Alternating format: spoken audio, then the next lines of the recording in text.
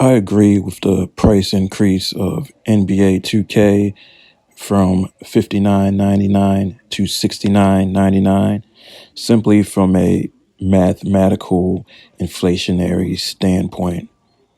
Because technically, a triple A game based on a mid 90s PlayStation or Sega Saturn price coming in at about $49.99 should be about $79.99 nowadays, 2020.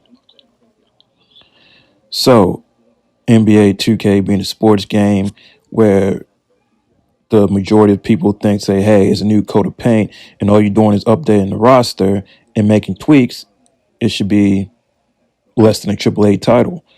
Well, a AAA title and a first party title, if you will, doesn't necessarily have to be the same, but that should be $79.99 and drop the sports game down to $69.99, which it is. Just just that means that the other games need to raise their prices, AAA games, and indie people can fit in where they fit in. Because when we got to the point of the mid 90s, coming away from cartridges, even though the N64 kept the cartridge, CDs were cheaper to produce than cartridges. Hence, we saw a noticeable decline in video game costs by at least $10. So that was a good thing. The cost was passed on to the consumer. The cost savings was passed on to the consumer. But the other parts that go into making a game, be it from production to marketing, whoever you hire to be in the game, and the other little minutia, has steadily increased. And therefore, that puts a bigger burden on the game companies, game developers. Now, you could always make the argument, how much should those people make? And that's a fair assessment. And to that effect, especially when it comes to sports games, I think a lot of times we are getting played because I think they tweak features just to be tweaking features. And I think they hold back some features that should have been in the game years ago. Because we had motion capturing since the 90s. The motions, the player movement should have been figured out a long time ago. It should be perfect at this point. It should have been perfect by at least 2010, like 10 years ago. And all you had to do is update the rosters and maybe make a few cosmetic changes. Hence, you're not putting a lot into production. As you can see with the iPad version of the 2K series, even though I never played any of those versions. And on terms of consoles, I haven't really played the 2K series since the early part of the decade. I just got busy with other things, life, etc., what have you. And I tried out some other games, and then I was consuming other types of media. I was watching Netflix for a while, YouTube and TV, and then a little bit of streaming music. So I just didn't really get into playing the 2K series and barely played any video games for a while, but got back into it recently. But I'm getting a little off the mark, so I digress. But what I'm saying in terms of the iPad, Android, or mobile version, what have you, 2K, they usually use the older engine, put a new coat of paint, make some feature tweaks, and do some other tweaks so they can put that out at a much lower cost. So if you don't like what's coming to these major consoles, get the iPad version, get the mobile version of 2K, and play it that way. 'Cause especially since a lot of people believe, and I believe to some extent, that, hey, they put a fresh new coat of paint and they just tweak the motion, the player movements just to be tweaking it sometimes. Because it definitely should have been perfect at least 10 years ago. So I think it's a cash grab in terms of that. But if you don't like it, get that mobile version. And the market can speak to the rest of that. And obviously, that should inherently be cheaper, even if they made a new engine, because it's a digital format. You don't have to press up Blu-rays and have it manufactured and sit them out and have it taking up a lot of space. Even though you say these consoles do have digital, and that's true, but you don't get the digital versions of games cheaper. So that's that's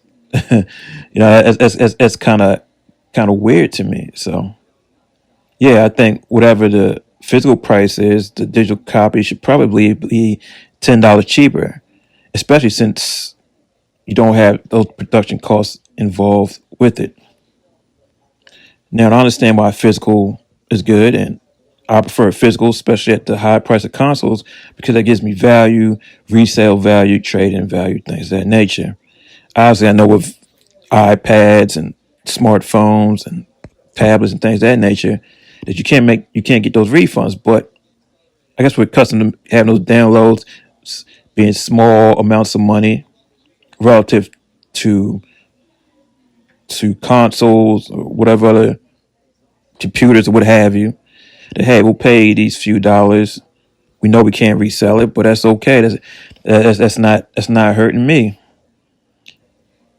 because you even know with some certain types of software on the iPad, such as LumaFusion, that's about $30, 10 times less than Final Cut Pro on a Mac. So you even though those are very similar, where you say, hey, it's one time use, but when it comes to the iPad market, and you have so many people that want to like task compete for downloads, it drives the price a little bit lower. So yeah, I agree with the 2K pricing. I think the digital version should be cheaper though, but in terms of actual CD, I agree with that pricing.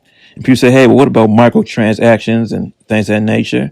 And yeah, that's something that can be addressed, and that's something that people need to speak out against, especially if they're into those other features.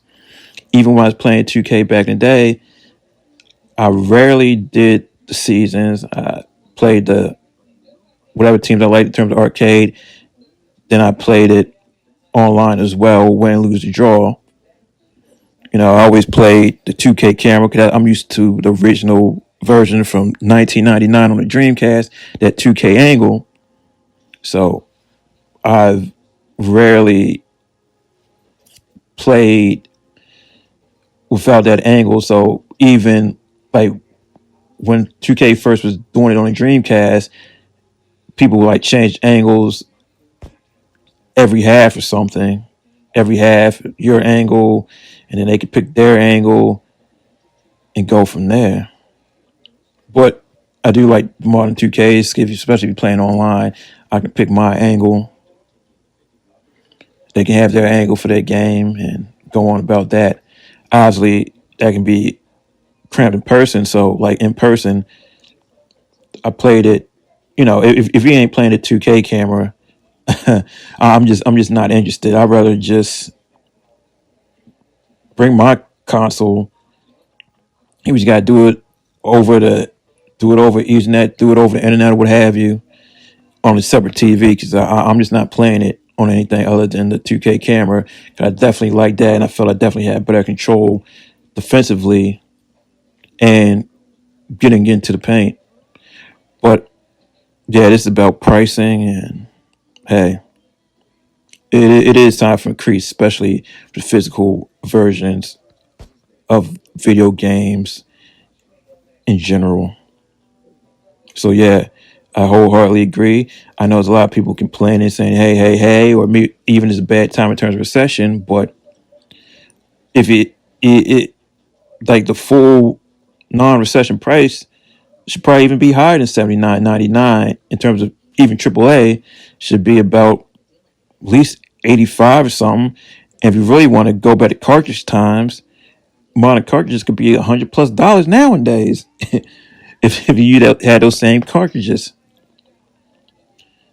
So I don't think it's a big of a deal as people are making it out to be. The cost has to go up sometime. It's been pretty stagnant for about 15 years. It's the right time to just buy less games, buy used games, and you can also determine the market as well. People see it ain't moving off at a certain price, they don't have to lower the price naturally, and again get in line with the market until this pandemic recession, what have you, ends. So yeah, I'm definitely in agreement. I've personally felt like, hey, it's a little bit too low in terms of the prices, just from the initial coming out. But I mean, we'll see. I don't know the breakdown of how developers and how these game companies are paid and what the breakdown is. Were they making too much money back in the day, and now they get more to a normal amount? I don't know. I just don't know. But yeah, that's my take. I agree with the NBA 2K's pricing. Iceberg Gym out. Deuces.